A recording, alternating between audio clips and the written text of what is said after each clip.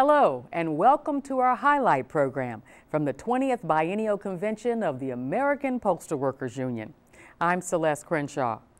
The convention marked a milestone as William Burris, the fourth president of the National Union, announced he will retire in November, ending a 53-year career representing hundreds of thousands of postal employees. Delegates recognized his accomplishments at a dinner in his honor, and many took the opportunity to praise his service and wish him well.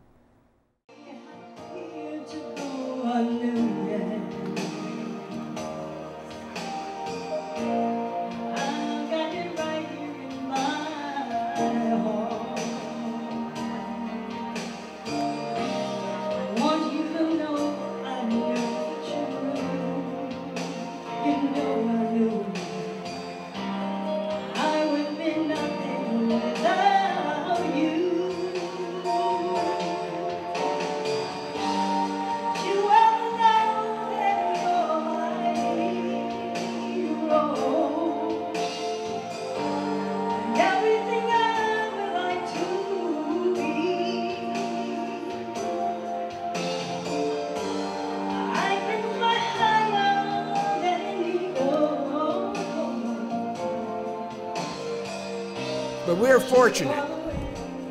We, as the mother and fathers of this great union, and that's who we are, the retirees, we are the mother and fathers of this great union.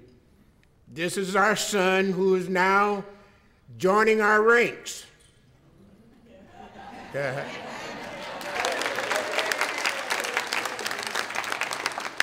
Burris had several things that he liked of expressions, and two of them I will attempt to do.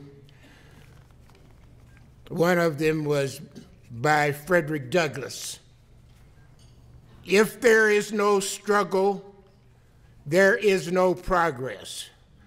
For those who favor freedom but yet depreciate agitation, or men who want crops without plowing up the ground. They want rain without thunder and lightning. They want the ocean without the awful roars of its waters. But this struggle may be a moral struggle or it may be a physical struggle, but it is a struggle. Power concedes nothing without a demand. It never has and it never will. Men may not get all they pay for in this world, but they will certainly pay for what they get.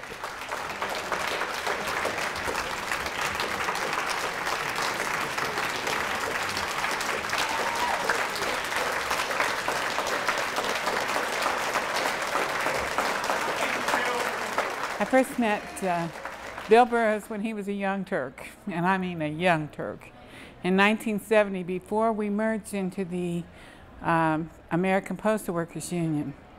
We had an event, and I believe it was the state convention there, but people with foresight invited the National Postal Union, the APWU, and all the different crafts in, and they started a little kind of a foundation meeting there. And this is when I met Bill Burris.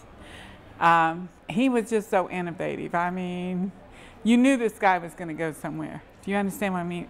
You just knew, because he was not only intelligent and articulate, he had this charisma. He just built this union. He's one of the builders, one of the founders of the APWU, and I'm very glad to have known him, and hope the very, very best for him and his wife. And he wanted to build a strong union, and that's what he did when he became the president of the Cleveland local.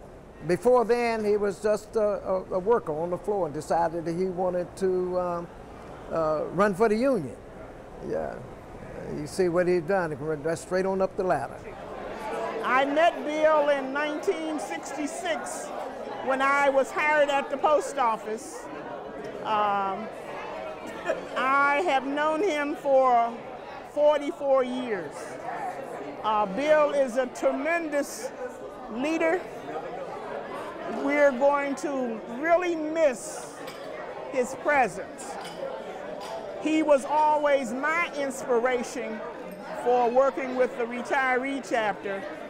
Gave me something to strive for, to try to be better. You know, I've been in this union for 30 years, and he's been a difference maker. I know my life, and I think that of all our members is a lot better because of him.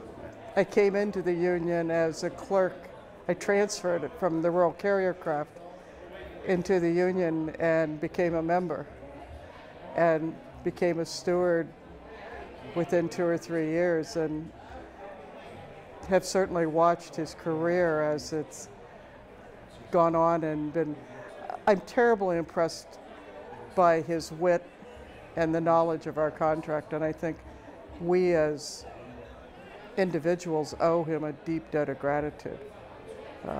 It's been fun to watch him grow over the years as we have all grown, and now that we're all getting a little more grayer and retiring, it'll be interesting to watch the next generation build on the legacy that he's left us.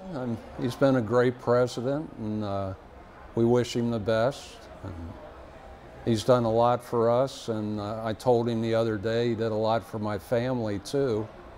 Over the years, you know, we've always had a comfortable living thanks to his efforts, and we appreciate it. High remarks for him, and for a half a century of work, and if it was my wish, I wish you could take the hat off from the APWU leader and take the leadership of the Postal Service, being as postmaster. That's what we need. People ask me, say, well, what have you done for the main thing I've done? I signed Bill Burris up. And being state president, I had the pleasure of having state meetings all over the state of Ohio, and was in Cleveland, Ohio, at a state meeting when a young man came over to get a drink. And in the discussion with this young man, I said, this is a brilliant individual, one of the most brilliant minds that I'd ever had an opportunity to talk to. And I said, what are you doing? Nothing. I said, just working in the post office. I said, you need to get involved in the union. He said, well, I might get us. I said, no, you need to get involved. You could help us a lot. We need brilliant people like you. So Bill Burris at that time joined the union and got involved. I put him on the Constitution Committee of the state. The rest is history. It is history. He became president of Cleveland. He was a national business agent in the maintenance craft, and then he succeeded to vice president of the union in 1980 with President Mo Biller. And then when he assumed the presidency of the American Postal Workers Union, it is historical what he has done in negotiations and the benefits that he has afforded postal workers. Bill, you have been there with APWU power from the very start. When we tried to get into the Constitution, you were there to pick us up when others stepped on us to try to keep us down. Bill, you were there when others told us power would never last. You taught us to shoot for the moon, where we'll always be among the stars. Bill, we thank you. We thank you for believing in us. We thank you for encouraging us. We thank you for challenging us. Because see, we meet a lot of people that talk the talk. It's easy to talk the talk. Bill Burris not only talked the talk, he walks the walk.